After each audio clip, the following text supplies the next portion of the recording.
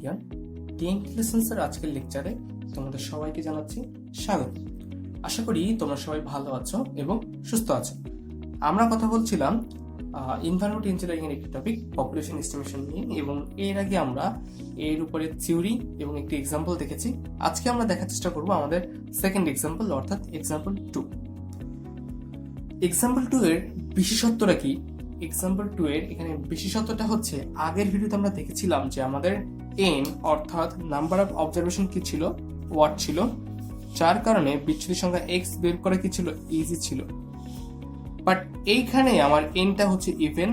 দেখো তোমরা কয়টা আছে, 1970, 1980, 1990, 2000, মানে এন এর মান হচ্ছে আমার এখানে কত, 4, মানে হলো ইভেন। এখানে এক্সটা বের করব কিভাবে, সেটাই আসলে এই ম্যাথের আসলে মেইন টার্গেট, এক্সট্রা বের করা। এক্সট্রা যদি তুমি এখানে বের করে ফেলতে পারো, তাহলে বাকি ম্যাথটা আসলে খুবই সহজে তুমি সলভ করতে পারবে। তো চলো আমরা আর দেরি না করে শুরু করি। দেখো, আমরা এখানে এই ম্যাথের জন্য যে ফর্মুলা আমাদের দরকার, সেটা আসলে আমি চোখের সামনে রাখতে চাচ্ছি। সেটা হচ্ছে, দেখো যে ফর্মুলা দরকার, এই যে আমি এখানে রেখেছি যে ফর্মুলাগুলো দরকার, এই 5টা ফর্মুলা আগেরটা তো আমরা ব্যবহার করেছি। এই এক্সাম্পল করার ক্ষেত্রে আমরা সেম ফর্মুলা ব্যবহার করব। অর্থাৎ তোমার এখানে কি লাগবে, এক্স ওয়াই তুমি লিখে ফেলেছো, আর কি লাগবে, summation of X, summation of X square, summation of X cube, summation of X to the power 4। অর্থাৎ এই ডাটাগুলো তোমার এখানে কি করতে হবে, বসাতে হবে। আর কি লাগবে, ওয়াই তো লিখেই ফেলেছো, ওয়াই থেকে সামেশন অফ ওয়াই পাবে। তাহলে আর কি লাগবে, সামেশন অফ এক্স ওয়াই দরকার, আর summation of X square Y দরকার। তাহলে চলো এগুলো বের করার চেষ্টা করি। X square, X cube, X to the power 4, আর কি বলো তো, আর কি দরকার তোমার? আর দরকার হচ্ছে তোমার এখানে, সেটা হচ্ছে এক্স ওয়াই দরকার আর এক্স স্কোয়ার ওয়াই দরকার। অর্থাৎ তোমার এই ঘরটা আসলে লাগবে না। ওকে, চলো আমরা এখন ইয়ারটা বসিয়ে ফেলি। এখানে ইয়ার বসানোর ক্ষেত্রে ঝামেলা। তুমি ইয়ারটা কিভাবে বসাবে, এখানে দেখো, এই যে এখানে আসলে এক্সটা কিভাবে বের করতে পারি আমি, সেটাই হলো আমার টার্গেট। আমি এখানে একটা কাজ করি, সেটা হচ্ছে আমি একটু বসানোর চেষ্টা করি।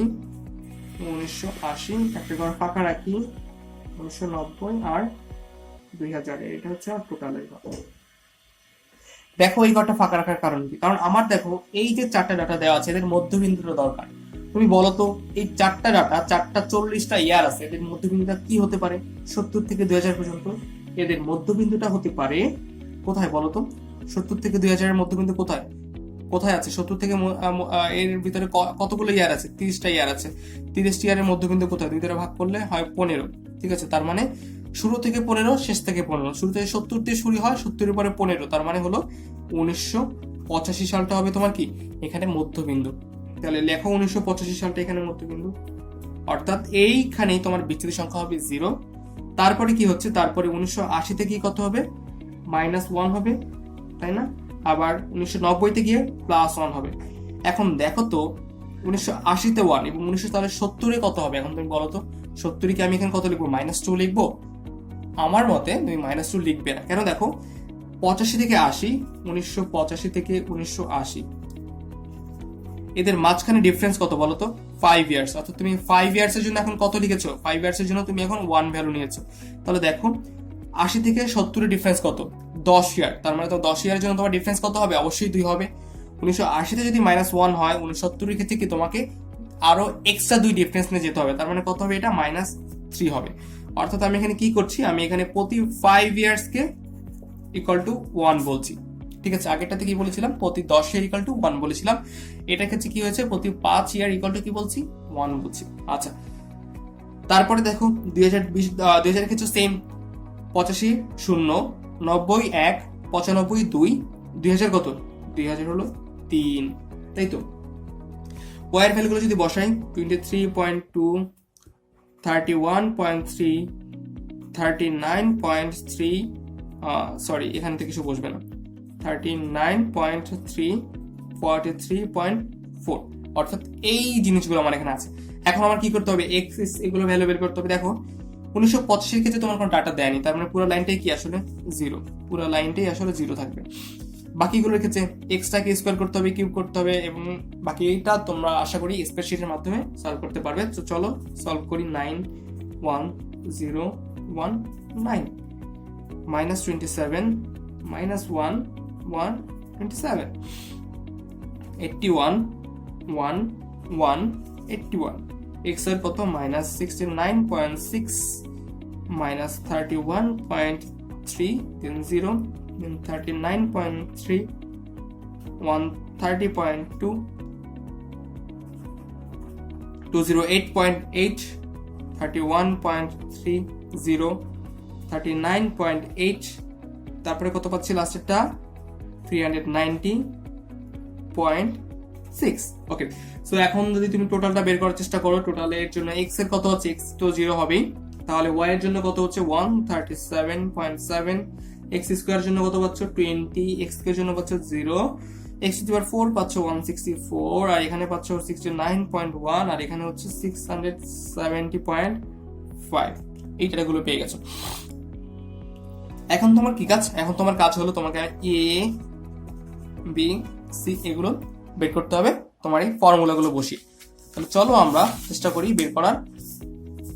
ডাটাগুলো যে দেয়া আছে, আমরা প্রথম ইকুয়েশনটা বসাতে চাচ্ছি, দেখতে পাচ্ছ প্রথম ইকুয়েশনটা বলি, বসালে কি হবে, সামেশন অফ y এর ভ্যালু কত আছে আমার এখানে, y এর ভ্যালু আছে 137.7 ইকুয়াল টু কি হবে বলো তো, ইকুয়াল টু হবে আমার, বলো কত হবে, ইকুয়াল টু হবে আমার এখানে,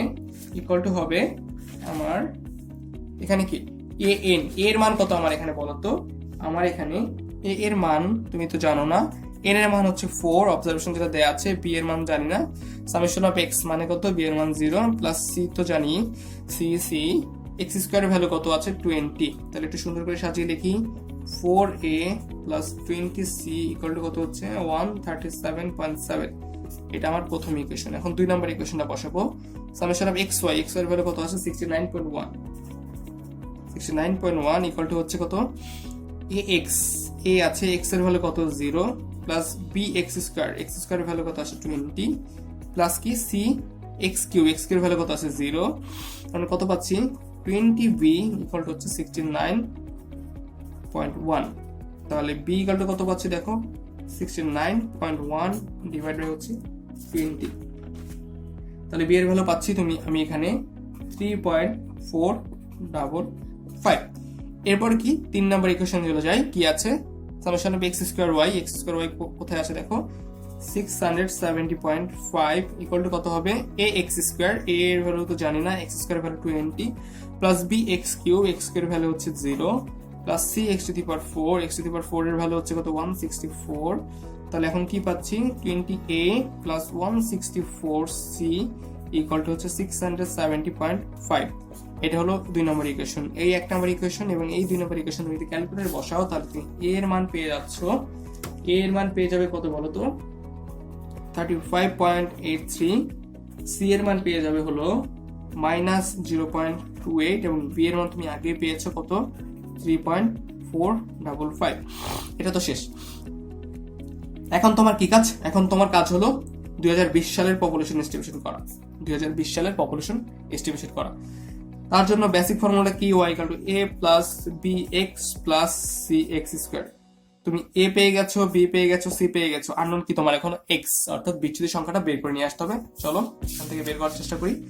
দেখো ইয়ারটা কত তোমার 2020, তুমি প্রতি 5 এর কি ধরেছো 1 ধরেছো, 85 তে হয়েছে 1, 95 তে হয়েছে 2, 2000 এ হয়েছে 3, তাহলে 2005 এ হবে কত 4, 2010 এ হবে 5, 2015 তে হবে 6, 2020 এর ক্ষেত্রে বিচ্যুতি সংখ্যা কত হবে 7, অর্থাৎ এখানে x এর ভ্যালু কত পাচ্ছ, x এর ভ্যালু তোমার অবশ্যই হবে 7।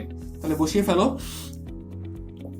y = 35.83 প্লাস b এর মান কত, b এর মান হচ্ছে তোমার 3.455 ইন্টু 7 প্লাস c এর মান কত, c এর মান হচ্ছে -0.28 ইন্টু 7 স্কয়ার। তাহলে পপুলেশন পেয়ে যাচ্ছ তুমি 46.246,000। ঠিক আছে, এটাই হচ্ছে তোমার কত সালের 2020 সালের পপুলেশন এস্টিমেশন। সো এইভাবে পপুলেশন এস্টিমেশন করে তুমি চাইলে একটা এলাকার জন্য ওয়াটার ডিমান্ডটা ক্যালকুলেট করে ফেলতে পারো, এবং সেটা কিভাবে পারো, খুব সহজে পারবে। ঠিক আছে, যাতে করে তোমার 5 বছর 10 বছর এমনকি তোমার ডিজাইনটা অ্যাটলিস্ট 20 বছর এক্সিস্ট করে, কোনো প্রবলেম ছাড়াই রান করতে পারে। ঠিক আছে।